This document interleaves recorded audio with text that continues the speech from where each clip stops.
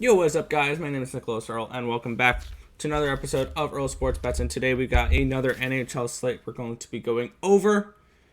It is a 7-game slate, so that's an average size slate, medium type of slate. So before we get into the video, before we get into the recap of what happened yesterday, you guys know what to do. Give this video a thumbs up and subscribe to the channel if you haven't already, and turn on those post notifications so you guys are notified each and every time we come out with a video here at Earl Sports Bets.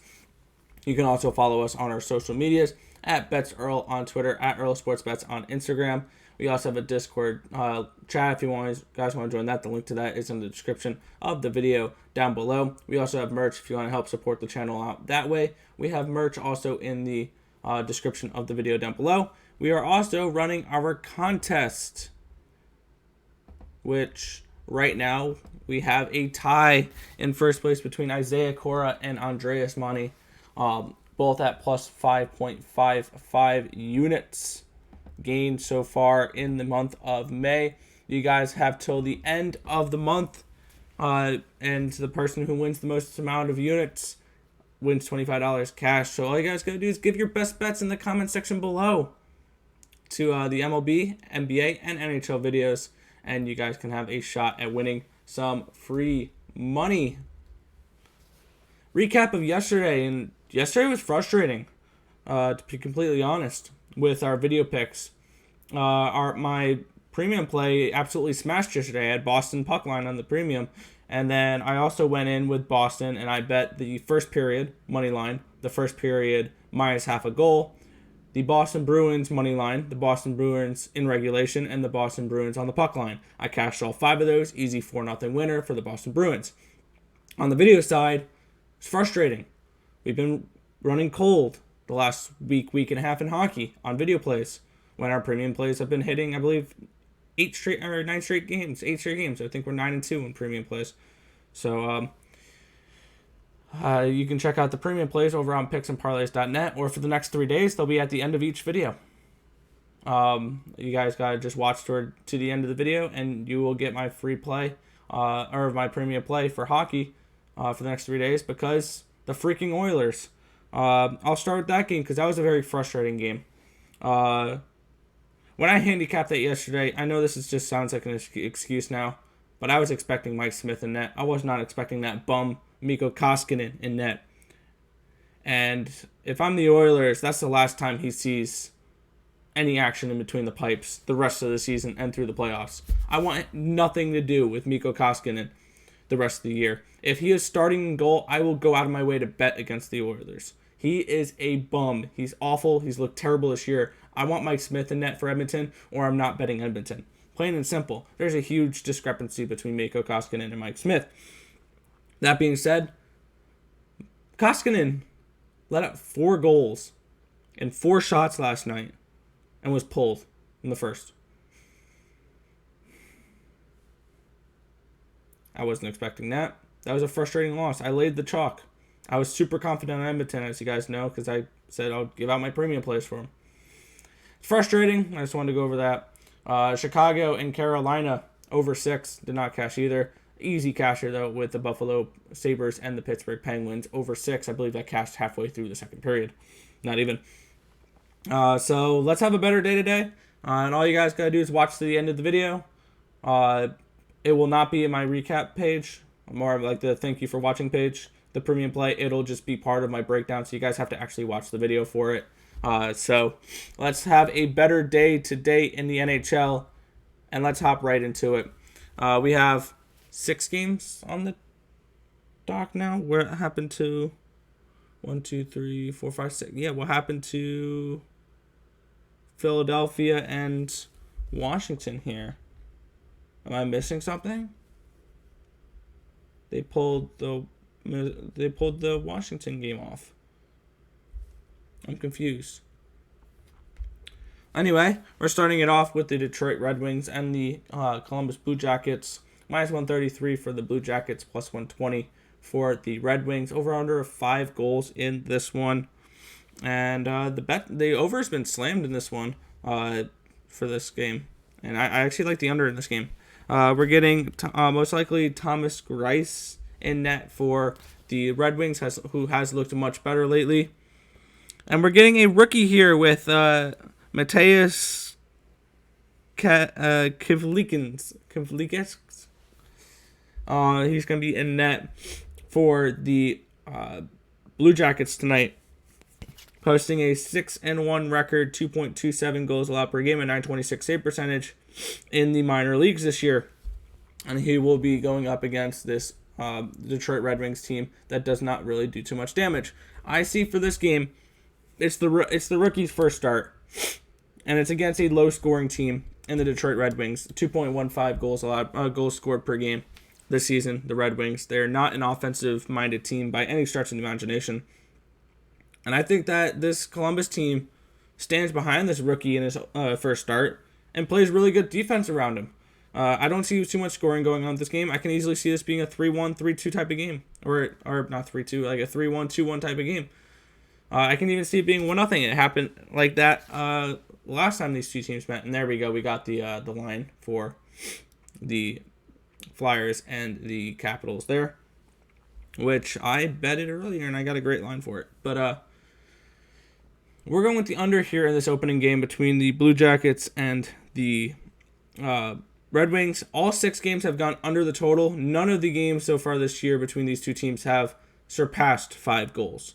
So I like the under in this game. I feel that's the only way to really go in this game is under 5. I know 5 is a very low number, but I have no problem taking a shot on the under 5 goals between the Columbus Blue Jackets and the Detroit Red Wings.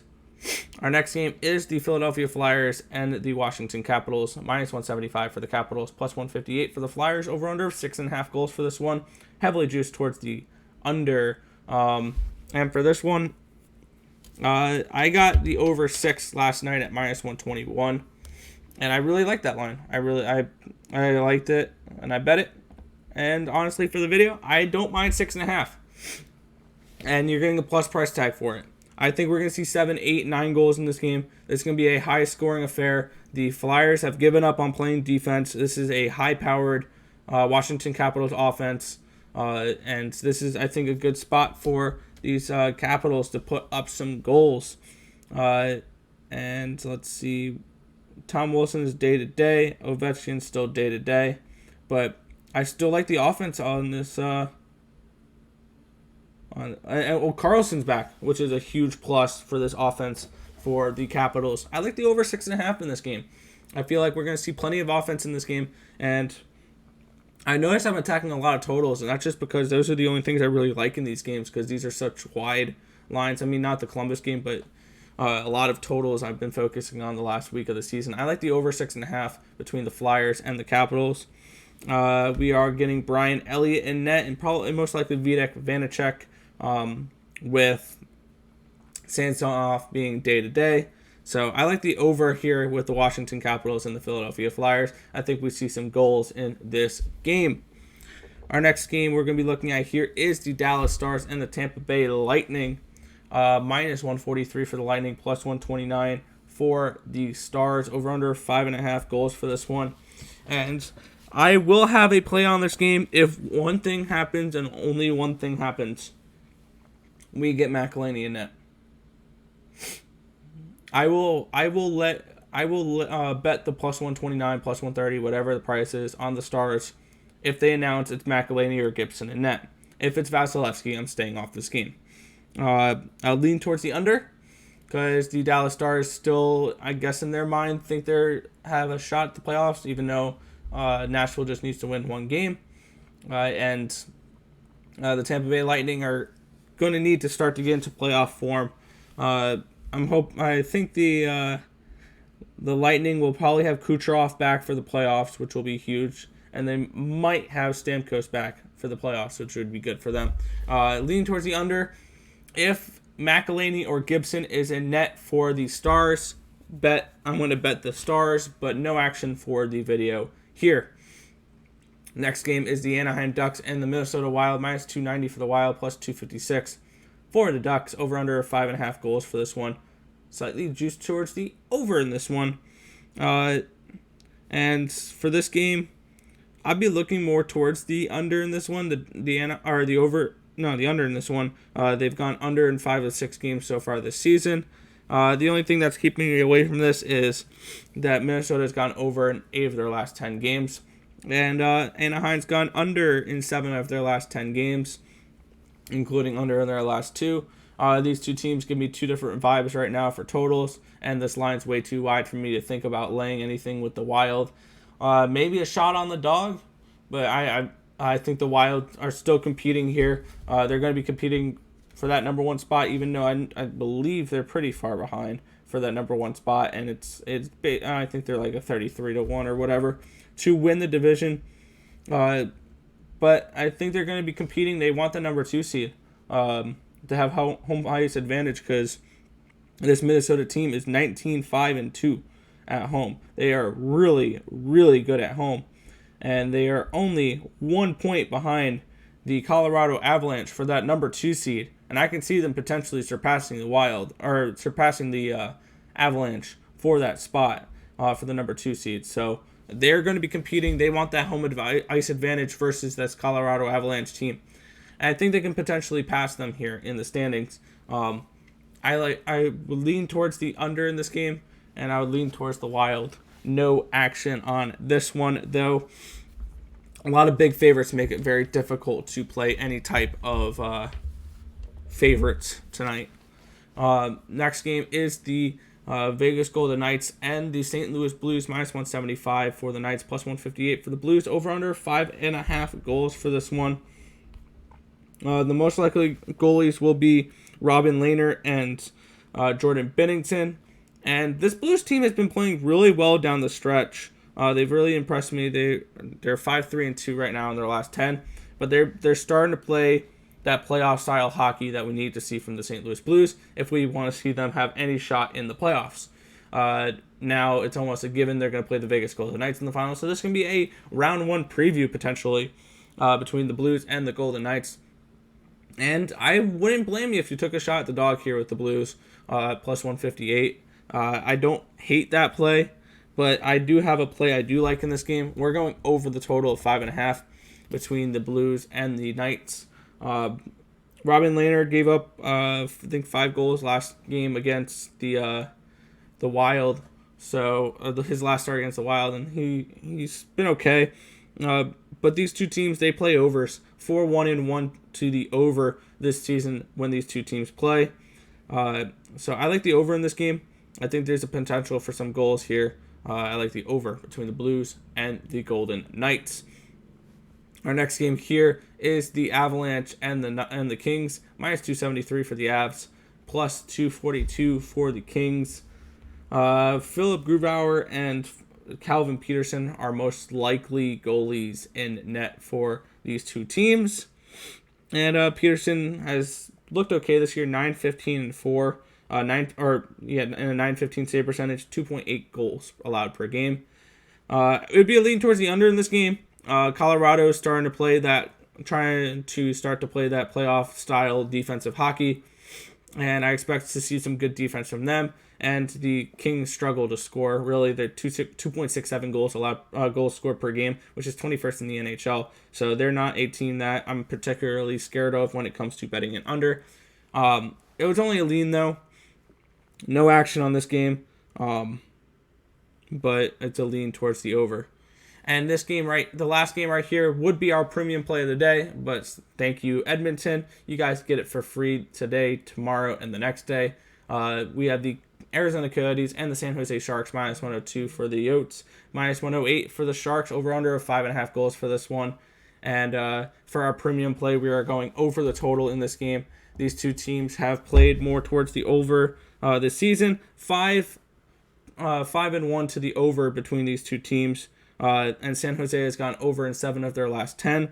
San Jose will be starting Josef Korniar, who is 3-4-0, 3.04 goals allowed per game, a .902 save percentage. And this is going to be some pond hockey tonight. These two teams are practically eliminated. Or San Jose is eliminated. Arizona is practically eliminated from playoff contention. I believe what the St. Louis Blues lose or a loss for them.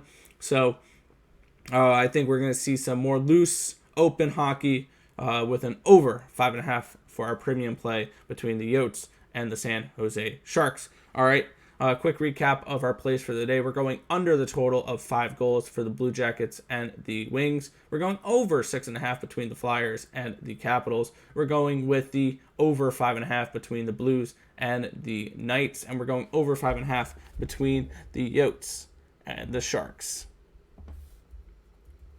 If this information was helpful to you guys at all, feel free to hit that thumbs up button and subscribe to the channel if you haven't already, and turn on those post notifications so you guys are notified each and every time we come out with a video here at Earl Sports Bets. But that's going to just about do it for this video. I want to thank you guys as always for watching. Remember to like, comment, and subscribe to the channel. And let's make some money. Let's cash some bets in the NHL tonight. And I'll catch you guys in the next video. Peace out, guys.